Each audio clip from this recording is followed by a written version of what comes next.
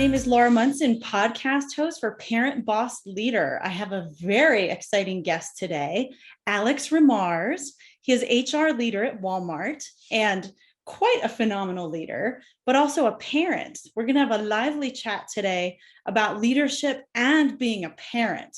Really a hot topic in today's world with littles running in tow. But Alex, wanted to give you a little time to introduce yourself. You have such a cool background, both where you were born, your career story. So let's talk about that. Where were you born and raised? Thank you, Laura, and happy to be here. Thank you for inviting me. So I was born in Paris, France. So that's where I spent most of my life. But then it's gonna sound cliche. I did find love, and then I left France for Brazil, where I lived for about a little bit less than 4 years. And then I moved to the US back in the summer of 2015, and then Florida. And then since last year, I've moved to the Seattle area. Wow, I love that. Yes, and I'm a romantic too. I love that you moved for love. We're glad to have you in the US. So tell me, you've worked for some really big company names in your career. Would you mind just highlighting a few or sharing what you learned or enjoyed at those companies? Absolutely. Yeah, I've been quite privileged. I think it's always, I mean, people say, yeah, you've worked for it. Hopefully, yes. But there's always a bit of luck, right? The people you meet, the projects you work on. I'd say each company has, where I've worked, had a very different culture, um, literally. And so for me, it has been about adapting to those different environments and what could each environment bring me, but also challenging myself, whether I like something or not. Mhm. The fact that I don't like some of the cultures doesn't make it necessarily wrong. So I'd say I've definitely learned a lot through all of them. At L'Oreal, let's start with my first, career love. L'Oreal, I have a lot of love for that company, what they do and how they do it, the impact they have on the communities. Um, I learned to be exposed very early on at an early stage of my career to executives and how to be, how to have an executive presentation, how to present yourself, how to convince someone to listen to you more than 30 seconds or 5 minutes, or you know what I mean? And so for me, this has been a tremendous school. Uh, you need to know how to be sharp, how to connect with the audience, and then ask yourself that question: why should they pay attention? Yeah. Why should they listen? And why should they care? Yeah. That was for me one of the best learnings I've had was this. Another one from L'Oreal as well is you can be a star on Monday. It's a new story on Tuesday. Yes. I love these little tips that you share. Really, a great example is learning how to network and be connected early on in one's career. And I think it takes probably a combination of EQ, understanding your audience. And when you're really trying to get in front of executives, how did you position yourself? How did you get in front of them? You mean after the sweating and the thinking and reviewing everything I had to say Yes. 20 times? Let's Yeah. have like a shortcut for people. Shortcut. I think is I'm a person, that's the feedback I get, and I guess it's true. I'm a very passionate person, everything I do, for good and for bad. So I have Yes. this is on both sides, right? Mhm. But I think is for me, I always looked at to be successful, what I looked at is okay, I know my product, my presentation, my objective, my deliverable. But what's in it for the person who's going to listen to me? That is good advice. What's in it for them? Yeah. And whether I need budget, resources, or just their support to cascade down a project, a new tool, an information, whatever it is, Yeah. I need their support. I need them to agree, to Yeah. come to meet me halfway and say, I see the value in that. And so for me, it's always, so the first thing you do is before you present, find key stakeholders that are within that group or close to that group that can give you already a taste of what it's going to be like. Yeah. Right. So for me, is as I've worked on those projects and those big deliverables, is I always try to take people along. Not too many. You don't want too many cooks in the kitchen because otherwise you get delayed and things never get done. Mhm. You want to make sure that if you're about to roll, let's say something internationally, talk to a few key countries where things can be complex on purpose. So you address that ahead and you learn through those connections before you go present to a board or anything like this. Does that make sense? Absolutely. I think that's really valuable information you share and huge for mentoring. Even people listening, I think that's helpful. So you've been at Walmart now about 6 months. You've just hit your 6-month mark. You made a comment, I'm going to read it about your employer. I've worked at great companies before, but one of the things that strikes me the most is how collaborative everyone is. You will always find someone willing to help you. This sounds pretty basic, but if you've worked in the corporate world for many years, as I have, you know how hard it can be to truly find a collaborative culture where we can support each other. And I love it. So I agree. I think collaboration is so crucial. So, as a leader, over 6 months now at Walmart, how has such a culture impacted you or made you a better leader? I think when you have the opportunity to be inspired by the people you work with, it's definitely you're in the right place. Doesn't mean it's the only place you'll be in your entire career, but that means at that moment you're in the right place. And for me, it contributes to knowing and recognizing that I have that it is a benefit, a plus, or an extra motivator. So that when you have a day that you're down, when you have a day where you get an extra ask that you were not expecting, go back to that. So it's also a source of positivity moving forward. So I think that's one. Number two is, how does that help you reflect on your own communication, on your own way of helping others? So if I feel this, then the question for myself is, am I being part of it? That is interesting and humbling, right? It is. It is. And I think it's important that we have those humbling moments. If we don't, that means we're not looking in the mirror as we move forward. And that can be tricky. So for me, it's because I'm very passionate, again, for good or for bad. Those reminders are good points to help me, self-check. Yes, that is excellent advice. I'm even listening to your advice too, thinking, how am I with my teams? Really good advice. The way that we originally connected, I think headers on LinkedIn are so important. And I absolutely love that you put that you're a parent on your LinkedIn header. I wonder if you've connected with other people because of that, but you really got my attention being a podcast host, parent, boss, leader. I love when people blend their lives to be the whole person. We are parents, we are leaders. So I love that. I wanted to find out, so you're a father of 3 boys, correct? Correct. Tell us, what's life like these days with them? What type of activities really keep you busy? I'd say everything keeps me busy. Being a father of 3 boys, I think it's I'm going to pass the cliche of that's the most important thing in my life, but I'm still going to have to mention it. It's like a project that never ends. A project you love, project you like, project you feel proud of. A project is going to piss you off at some time. Project that you're going to have people telling you how to run that project, but it's yours. Yes. At the end of the day, it's your accountability for good and for bad. And that for me is knowing that it's a responsibility that's going to keep growing. It can be at times you want to say, I'm just too tired. I'm not going to tackle it. And so it's a constant mirror. It's a constant mirror of who you are and how you communicate, how you do things. And for me is, if I'm not able to explain to my ADHD, highly capable 9-year-old kid, he's gifted, he's everything, things without me losing it, then that's on me. Yeah. And believe me, I still fail quite a few times.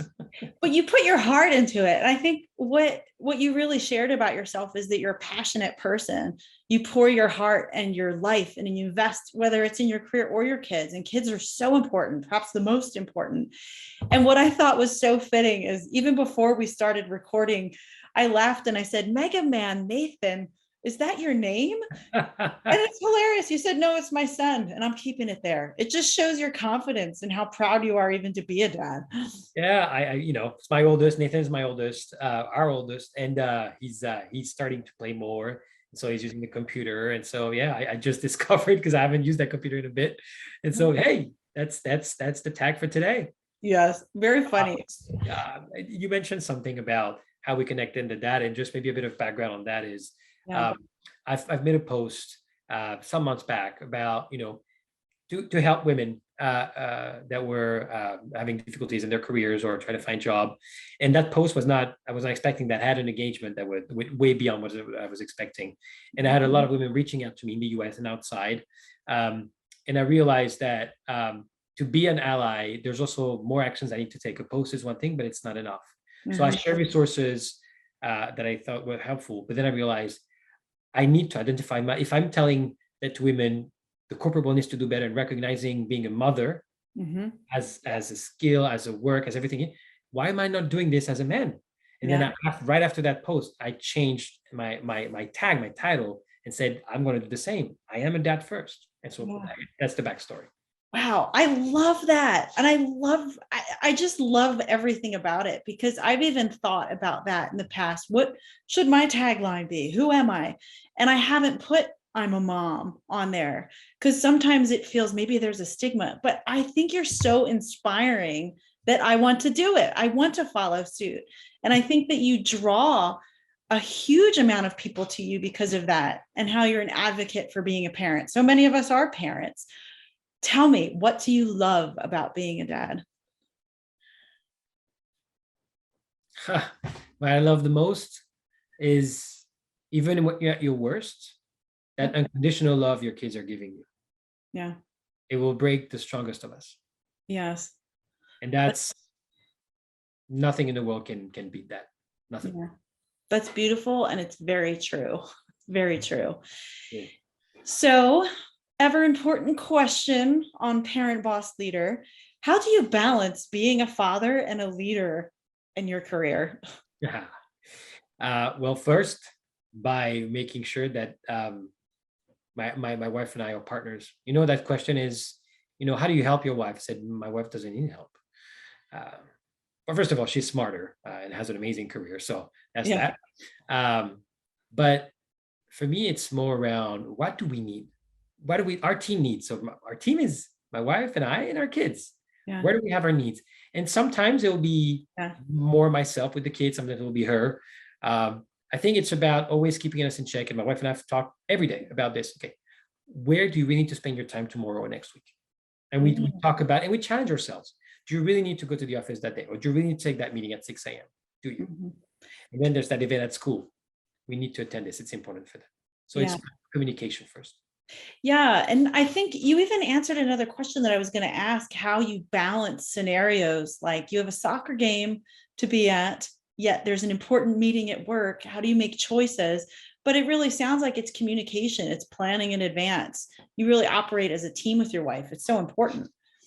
You're right. So there's the team. And of course, I'm very privileged. I have a manager and a culture where I'm the company I am so far. So I feel supported. And I know it's not the case for a lot of people. And that's tough, because they feel they maybe have to hide it, or, find different ways or take time off. And I don't think that's right. Next Friday, we have for a 2-year-old at the daycare, they have a mini concert. I'm going. I blocked my calendar. I didn't hide it. I said, I'm going. It's at 3 p.m. and I'll definitely leave at 2:30, and I'm going to be there. Absolutely. It's not even a question. Wow. I love this. We need leaders like this in this world. In fact, that's why I even started this podcast, Parent Boss Leader, because people can want to hide those things. There's such, it seems like we've bubbled up into a place of crisis almost. There's a lot of remote work now. There's kids at home. There's kids that are having trouble when parents are all focused on career, but it's blending life, making decisions. So thank you for being a voice for parents in a leadership role too. It's powerful. Tell me how the lessons of fatherhood have impacted you as a leader. In so many ways. First one is communication. If you're able to talk to a 2-year-old, a 3-year-old, a 4-year-old, and understand that you have to adapt your message, you have to understand the reasons why they do this, that they don't necessarily have all the tools to express themselves, then there's no excuse for you to have a wrong communication pattern at work. So communication is number one. Number two is assume good intentions. I had that feedback coaching early in my career, but then it's like with kids, especially when they're very young, there's no bad intentions. Assume good intent, but then try to understand why something happened. And I think that assuming good intentions allows you for your own self-preservation. It's your own mental health. If you assume bad intentions in the people you work with, you're never going to be happy. It's going to be horrifying to be in such conditions. So I'd say, that's the second one. The last one is, and I'm still working on that for the past 42 years, which is patience. Wow. Well, good luck. I work on that myself. We have plenty of opportunity to try to get better at it, don't we? Being parents and leaders. I like your positive outlook too, because even if someone doesn't want to assume the best of another person for that person, it really does impact one's own mental health. If you're always looking at other people, assuming why they did this, and script writing, it can drive a person crazy. It right? It's you start out thinking, okay, benefit of the doubt, let me come alongside this person. We'll work through it together, right? Absolutely. And it's, I don't know, someone said that to me or I read it somewhere. It's like when you get mad at someone who cut you in traffic or did something, that was a bit dangerous. They don't care about you. They're not even seeing you. You're Yeah. just letting them rent free in your head. Yeah. Why? You're not getting anything out of it. Yeah. Actually, you're just getting negative things out of it. Toxic. So try to take it from a different angle. It's hard. I'm not gonna lie, it's hard, but it's a good exercise. It is. And like you just said, it's remembering when people do things, it's really coming from them. They're not looking at you, they're not looking outside. They're just operating with where they're at in life. That's very mature. And it is hard to be that way, especially flying down a freeway, right? Yes. Oh, it is, especially passionate people. Correct. So tell me, with all of your career changes and requiring moves, how have the moves impacted your family? How do you operate together in those situations? Um, you need to be able to challenge your own assumptions and you need to be able to make concessions. So let me give you a couple of examples. When I moved from France to Brazil, I had a golden job at L'Oreal, a golden job. Yeah. One of the best I've had so far in my career. I let it go. I moved to Brazil for love. And there's no, up to today, still the best decisions I've one of the best decisions I've ever made after marrying my wife. But so it's concessions, but sometimes concessions have a negative impact, like you're kind of abandoning part of yourself. It's not. I've come to terms with the decision very quickly back then. And so it's understanding what really is going to make you truly going to make you happy. What is it? And for me, I love the job. I would have loved to keep it, but there is no comparison with being with the woman I love and going to Brazil. Wow. So it's choices. It's making those choices. I think and communication. It's always going to be a component, but yeah, being able to make those questions. And then challenging your assumptions is when you have those changes is sometimes whether we change a country, location, or company, we put our expectations so high, right? So high. It's great to have ambitions and goals, absolutely. But we often tend to, elude or exclude the emotional distress that if we don't get there, how are we going to react? We don't prepare ourselves that way. So if I don't get exactly that, if I don't live in that specific, what if? Yeah. Then we there's a risk that we ruin that moment and it can make that experience much more difficult. Yeah. So being open that it's going to be a bit chaotic and that it won't necessarily be the plan that you drew. Yeah. Gosh, Alex, I bet you have a line out the door to be a mentor for individuals. You have such a positive life outlook. And I think what makes you so unique is you have so much life experience outside of the US, different companies, big companies. And thinking about that a little bit, what are some examples of, let's say, culture from France that where you were born, you're raised, that you bring to your own family now, or you want to teach your own boys?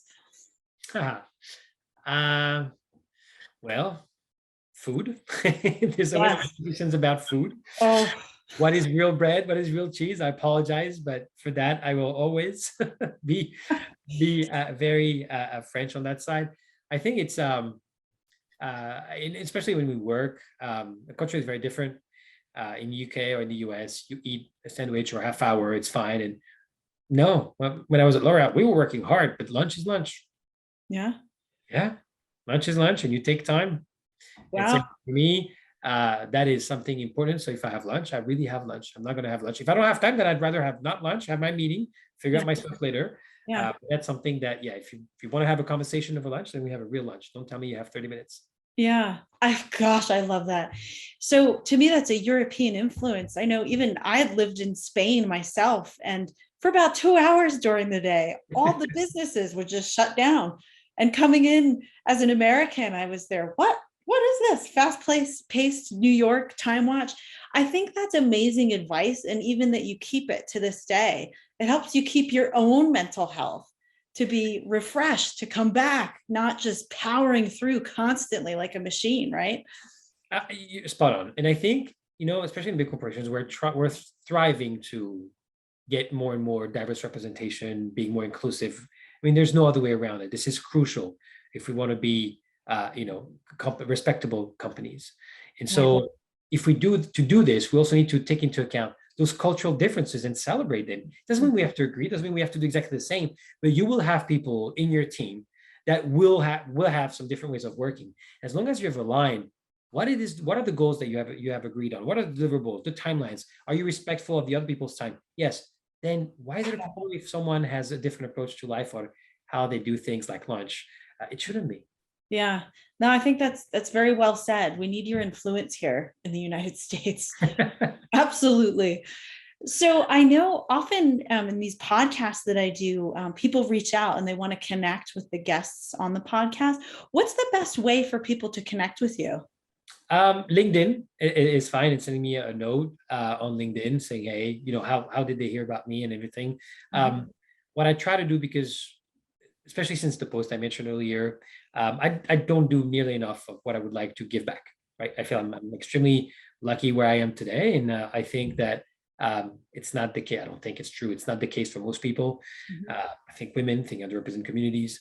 Um, so I'm trying to help people who looking for work, or not. It's not Walmart, like in general. If I can coach, guide, mentor. Mhm. So if people reach out, let's just be clear on why they're reaching out for, and if there's anything I can do to help, what is it? Uh, Mhm. that will be helpful. Just a tip. People who contact me and say, "Hey, what does Walmart or whatever employer I'm in have for me?" We're not a restaurant, we're a Mhm. company, and we have processes, and so I cannot favor anyone. So if people understand, but then how do I sell myself in the view? That is something different. Yes. Excellent. Thank you.